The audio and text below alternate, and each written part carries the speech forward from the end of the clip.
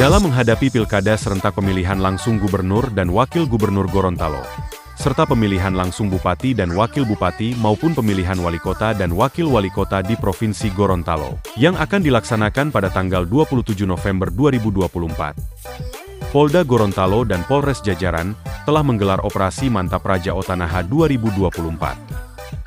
Polda Gorontalo menghimbau dan mengajak masyarakat Provinsi Gorontalo untuk bersama-sama menciptakan suasana pemilu yang aman dan damai, menjaga stabilitas keamanan dan ketertiban masyarakat tetap kondusif, stop penyebaran hoaks dan ujaran kebencian, stop money politik, hindari black campaign dan negatif campaign, jangan mudah terprovokasi dan hindari adu domba sesama anak bangsa yang dapat memecah belah persaudaraan, serta persatuan dan kesatuan bangsa. Warga masyarakat diharapkan dapat berpartisipasi aktif dalam pemilu kepala daerah, baik tingkat provinsi maupun tingkat kabupaten kota.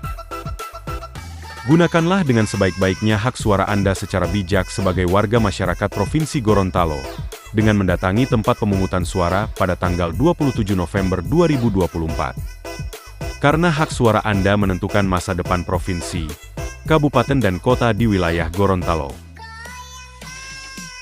Mari kita sama-sama sukseskan pilkada secara jujur, adil, aman dan damai.